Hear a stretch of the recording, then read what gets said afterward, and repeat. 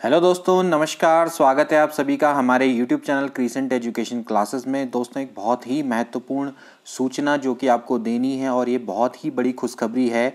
उत्तराखंड अधीनस्थ सेवा चयन आयोग द्वारा दोस्तों एक विज्ञापन जारी किया गया है जो कि राजस्व उप निरीक्षक यानी कि पटवारी की भर्ती से संबंधित है।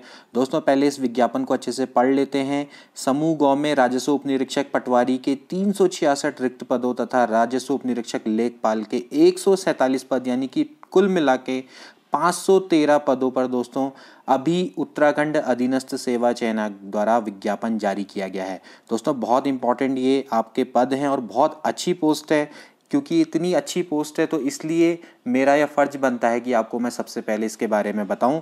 देखिए, विज्ञापन प्रकाशन की जो तिथि है वो होगी 17 जून, जो कि आज है डेट। और ऑनलाइन आवेदन आप दोस्तों 22 जून 2021 से इसमें कर पाएंगे।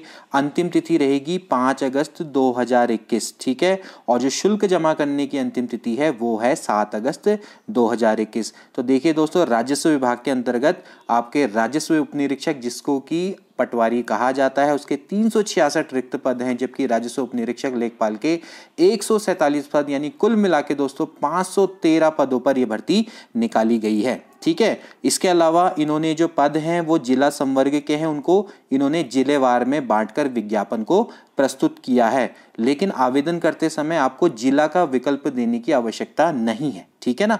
आप जो जिला चयन का विकल्प है वो लिखित परीक्षा के बाद ही मेरिट के आधार पर किया जाएगा। इसका मतलब यह है कि आपको जिला का विकल्प भरने की आवश्यकता नहीं। जब आपका सिलेक्शन हो जाएगा उसके बाद आपको क्या होगा, मेरिट के आधार पर ही जिला मिलेगा, ठीक है। अब इससे पूर्व आप सारे विवरण को इसमें ढंग से पढ़ लेंगे, ठीक है। ऑनलाइन आवेदन के जो भी होते हैं, सबसे इंपॉर्टेंट देखिए कुल पद हैं इसमें 366 जो कि दिए हुए हैं। और सबसे पहले यहाँ पर देखिए पद कोड भी दिया हुआ है सामने, राजस्व उप निरीक्षक पटवारी अल्मोड़ा, ठीक है। इसमें आपको टोटल आपके 50 पद हैं जो कि आपको दिए हुए हैं। और इसके बाद इन्होंने क्या किया है दोस्तों, इसको बांटा है 36 आरक्षण के आधार पर, ये आप देख लीजिएगा, ठीक है। इसके अलावा बागेश्वर में भी निकली है, चमोली में भी निकली है। इन्होंने पहले से ही क्या किया है, इसको जिलेवार बांट के दिखा है, ठीक है। सबसे बढ़िया चीज़, जो सबसे इंपॉर्टेंट चीज़ है, लेवल 5 का पद है दोस्तों, बहुत अच्छा पद है, अच्छी खासी सैलरी होगी आपकी। लेकिन आयु सीमा को भी ध्यान में रखिएगा, 28 वर्ष तक के नौजवान ही इसमें अप्लाई कर सकते हैं। किसमें? पटवारी में, ठीक है, राजस्व उप निरीक्षक में, ठीक। लेकिन चिंता की कोई बात नहीं, लेखपाल में आप 35 साल तक अप्लाई कर पाएंगे, ठीक है। ये भी एक अच्छी बात है। तो अराजपत्रित है, अंशदायी पेंशन युक्त है, मतलब एनपीएस के दायरे में आओगे, ठीक है। इसके बाद शैक्षिक अर्हता क्या है, देखिए सबसे पहले आपको किसी भी विश्वविद्यालय से स्नातक उपाधि आपकी होनी चाहिए, यानी कि ग्रेजुएशन की डिग्री चाहिए, ठीक है, ग्रेजुएशन होना चाहिए, ठीक।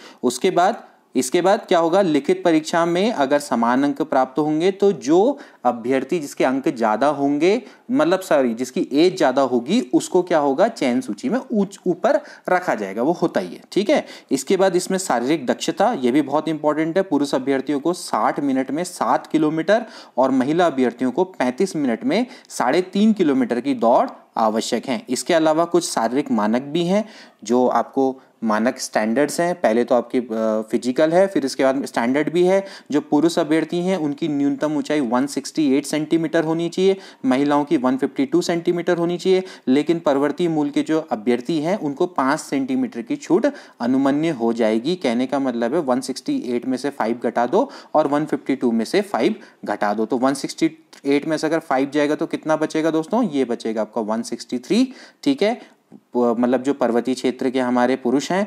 और 152 में से अगर आप घटाओगे तो 147 जो हमारी पहाड़ क्षेत्र की महिलाएं हैं, ठीक है, कोई दिक्कत नहीं है। इसके अलावा अगर आप सीने के फुलाव में 84 सेंटीमीटर, जिसमें न्यूनतम 5 सेंटीमीटर का फुलाव आपका अनिवार्य होगा, ठीक है। पर्वतीय मूल के अभ्यर्थियों को 5 सेंटीमीटर की छूट इसमें अनुमन्य होगी, यानी कि 85 में से आप 5 माइनस कर दो, ठीक है। महिला अभ्यर्थियों का वजन न्यूनतम 45 kg होना चाहिए, ठीक है। अब बात आती है लिखित परीक्षा की। लिखित परीक्षा में आपका 100 मार्क्स की वस्तुनिष्ठ परीक्षा होगी, 2 घंटे की परीक्षा होगी दोस्तों। और इस पे आपके सामान्य हिंदी, सामान्य ज्ञान और सामान्य अध्ययन से संबंधित विषयों पर आधारित प्रश्न होंगे। ये आपको आई होप कि अच्छे से समझ में आ गया होगा। इस बार इन्होंने थोड़ा पैटर्न चेंज कर दिया है। 100 नंबर का पेपर है, जिसमें आपकी सामान्य हिंदी आएगी, सामान्य ज्ञान आएगा और सामान्य अध्ययन आएगा, जैसा कि आपका एक टिपिकल यूके SSSC का सिलेबस सिलेबस होता है, जैसे कनिष्ठ सहायक का सिलेबस है वैसा ही इसका सिलेबस है, ठीक है।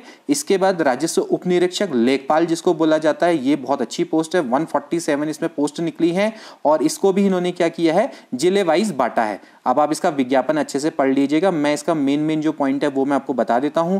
वेतनमान इसका बिल्कुल पटवारी के बराबर ही है, लेवल 5 का ये पद है, ठीक है। 2800 ग्रेड पे इसको बोला जाता है पहले, अब लेवल 5 बोलते हैं। 21 से लेके 35 साल तक के युवा इसको भर सकते हैं। बहुत अच्छी बात है कि इसमें एज आपके लिए अच्छी है। अराजपत्रित स्थायी अंशदायी पेंशन युक्त है और शैक्षिक अर्हता क्या है, बिल्कुल वही ग्रेजुएशन। आप किसी भी भारत में विधि द्वारा स्थापित किसी विश्वविद्यालय से आप स्नातक की उपाधि ली जाइए और फिर कोई दिक्कत नहीं है। अधिमान क्या है इसमें, लिखित परीक्षा में वही समान अंक प्राप्त करने में जो बंदा आपसे एज में बड़ा होगा उसको आप सूची में ऊपर रखेंगे, ठीक है। इसके बाद यहाँ पर 60 मिनट में 9 किलोमीटर की दौड़ है, महिलाओं को 35 मिनट में 4.5 किलोमीटर की दौड़ आवश्यक है। अब शारीरिक मानक क्या है, शारीरिक मानक वैसे ही हैं जो आपके पटवारी के हैं। 168 सेंटीमीटर की हाइट पुरुष के लिए, 152 सेंटीमीटर की हाइट महिला के लिए, 5-5 सेंटीमीटर कम कर लो पहाड़ के युवाओं के लिए, ठीक है, युवा और जो हमारे युवती हैं उनके लिए, ठीक है। इसके बाद महिलाओं का वजन न्यूनतम 45 kg होना चाहिए और सीना 5 सेंटीमीटर में आपको छूट मिलेगी। 85 सेंटीमीटर का आपका फुलाव के संग होना चाहिए सीना, ठीक है। तो आप इस चीज को आप समझ लीजिए। और अगर पहाड़ का अभ्यर्थी होगा तो उसको 5 सेंटीमीटर की छूट मिल जाएगी। लिखित परीक्षा हेतु पाठ्यक्रम इसका भी सेम वही है, 100 अंकों की ऑब्जेक्टिव टाइप क्वेश्चन होगा, 2 घंटे का आपको समय मिलेगा। सामान्य हिंदी, सामान्य ज्ञान और सामान्य अध्ययन से संबंधित विषयों पर आधारित आपके प्रश्न होंगे, ठीक है। तो सीधी भर्ती के लिए चयन प्रक्रिया क्या है, देखिए, जो आपका रिक्तियों के सापेक्ष पहले क्या होगा, चयन जो अभ्यर्थी है उनका जो चयन होगा वो शारीरिक दक्षता, शारीरिक मानक परीक्षण और लिखित परीक्षा के आधार पर ही किया जाएगा, ठीक है। तो यहां पर आपको ये चीज आपने ध्यान में रखनी है।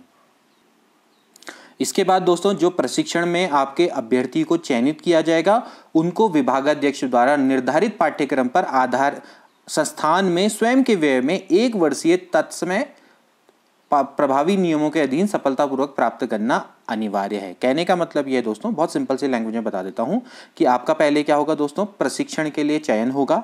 वो प्रशिक्षण के लिए कैसे चयन होगा, आपको पहले शारीरिक दक्षता परीक्षा, शारीरिक मानक परीक्षण और लिखित परीक्षा को उत्तीर्ण करना पड़ेगा और फिर उसके बाद आपका दोस्तों 1 वर्ष के प्रशिक्षण के लिए आपका क्या होगा, चयन होगा। अब जो 1 साल का जो आपका प्रशिक्षण होगा उसमें आपको स्वयं के व्यय में उसको करना पड़ेगा। फिर वहां पर जब आप सफलतापूर्वक उसको कर लेंगे फिर आपकी दोस्तों ज्वाइनिंग आपको मिल जाएगी, ठीक है। वो होता ही है, पटवारी में आपको क्या होती है, 1 वर्ष की ट्रेनिंग होती है, इतना आप समझ लीजिए, ठीक है। बाकी आपको देखिए सारे नियम आपको पहले से ही पता है, आप गवर्नमेंट जॉब अगर भरते हैं तो कोई दिक्कत नहीं है। सामान्य ओबीसी श्रेणी के अभ्यर्थियों को 45% लाना अनिवार्य होता है, जबकि जो बाकी SC ST में आते हैं उनको 35% लाना अनिवार्य है। अगर आप सही उत्तर देंगे लिखित परीक्षा में तो 1 अंक मिलेगा, गलत उत्तर के लिए 1/4 अंक कट जाएगा। ये चीजें आपको पता होनी चाहिए, ठीक है। बाकी सारी जो चीजें हैं दोस्तों वो उतनी इंपॉर्टेंट नहीं है, ये आप ध्यान में रख लीजिएगा। जो आयु गणना की जो निश्चायक तिथि है, मतलब जहां से आपकी आयु की गणना होगी वो होगी 1 जुलाई 2020। तो यहां तक आप देख लेना कि भाई 1 जुलाई 2020 तक आपकी एज कितनी है, ठीक है। ये आप ध्यान में रखना कि भाई 1 जुलाई 2020 तक आपकी एज कितनी हो रही है, उसी के बाद आप करेंगे, ठीक है। इसके बाद अब बहुत इंपॉर्टेंट, कई सारे बच्चे बहुत सारे क्वेश्चन पूछते हैं तो इसीलिए इसी वीडियो में क्लियर कर दूंगा, वरना अभी कमेंट सेक्शन में कई लोग कई तरह के क्वेश्चन पूछेंगे। उत्तराखंड लोक सेवा आयोग की परिधि के बाहर समूह ग के सीधी भर्ती के पदों में भर्ती हेतु आवेदन करने के लिए वही अभ्यर्थी पात्र होगा जिसने अपनी हाई स्कूल व इंटरमीडिएट अथवा इसके समकक्ष स्तर की शिक्षा उत्तराखंड में स्थित मान्यता प्राप्त स्थानों से प्राप्त की है। समझ में आ गया। तो आपने हाई स्कूल, इंटरमीडिएट जब आपने उत्तराखंड से पास किया होगा तभी जाके आप दोस्तों यहाँ अप्लाई कर पाएंगे, ठीक है। तो ये चीज आपको ध्यान में रखनी है, ठीक है।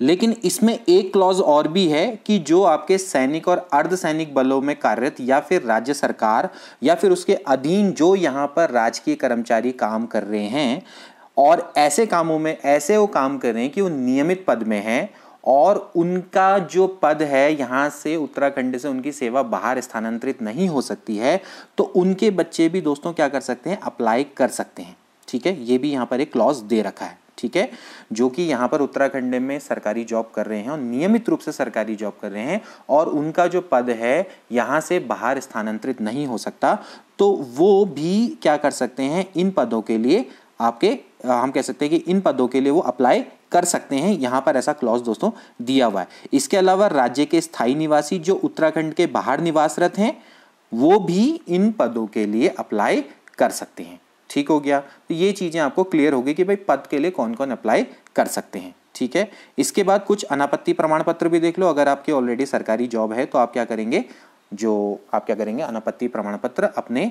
सेवा नियोजक से प्रस्तुत करवाना अनिवार्य करेंगे। ठीक है ना, आपको एक अनापत्ति प्रमाण पत्र लेना पड़ेगा, एनओसी लेनी पड़ेगी। ठीक है, और बाकी राष्ट्रीयता तो आपको पता ही है, बाकी इसमें कोई और ऐसी दिक्कत नहीं है। तो ये है दोस्तों, बहुत अच्छी आपके लिए खबर आई है। मेरा सभी को शुभकामनाएं हैं कि आप पटवारी या जो भी आपके एग्ज़ाम हैं, बहुत सारे पद एक के बाद एक आ रहे हैं और आई होप कि आप सभी लोग इसमें बहुत अच्छे से तैयारी करेंगे और बहुत अच्छा इस बार सिलेबस है। इस बार पटवारी का सिलेबस इन्होंने थोड़ा चेंज कर दिया। पहले 100 मार्क्स का पेपर नहीं हुआ करता था, पहले थोड़ा अलग इसका सिलेबस था, तो लेकिन अब इन्होंने सीधे 100 मार्क्स का पेपर बना दिया है और जिसमें आपके वही सामान्य ज्ञान, सामान्य अध्ययन और सामान्य हिंदी से रिलेटेड आपके क्वेश्चन आने वाले हैं। तो बहुत अच्छा सिलेबस है, आप इसको इजीली आप प्रिपेयर कर सकते हो अगर आप समूहों की बहुत अच्छे से तैयारी कर रहे हैं। अगर आप कनिष्ठ सहायक की तैयारी कर रहे हैं, अगर आप व्यक्तिक सहायक की तैयारी कर रहे हैं, तो आपके लिए बहुत अच्छा दोस्तों मौका है। लेवल 5 की जॉब है और बहुत अच्छी जॉब है और मेरे हिसाब से आपका कैरियर भी इसमें बहुत ब्राइट रहेगा अगर आपका यहाँ सिलेक्शन हो जाता है। तो दोस्तों 513 पद हैं कुल मिला के। आई होप कि आपको समझ में आ गया होगा। ठीक है, और आपने कब से अप्लाई करना स्टार्ट करना है ये भी देख लीजिए। ऑनलाइन आवेदन की जो स्टार्टिंग होगी, आप 22 जून से आवेदन कर सकेंगे। अंतिम तिथि है आपकी 5 अगस्त 2021, लेकिन अंतिम तिथि का इंतजार मत करना। इसके बाद 22 जून के बाद इसको अप्लाई कर ही देना, क्योंकि कभी सर्वर डाउन हो जाता है, कभी कुछ हो जाता है, कोई दिक्कत आ गई तो फिर अप्लाई नहीं कर पाओगे। तो आज ही इसको स्टार्ट कर लेना। और इसमें सबसे पहले शारीरिक दक्षता और लिखित परीक्षित का जो अनुमानित समय जो दिया हुआ है वो नवंबर 2021 में इन्होंने कहा है कि नवंबर 2021 में ये शारीरिक दक्षता परीक्षा और लिखित परीक्षा को करवा सकते हैं। ठीक है, नवंबर की इसकी डेट दे रखी है। तो ऑल द बेस्ट, मिलते हैं अगली वीडियो में।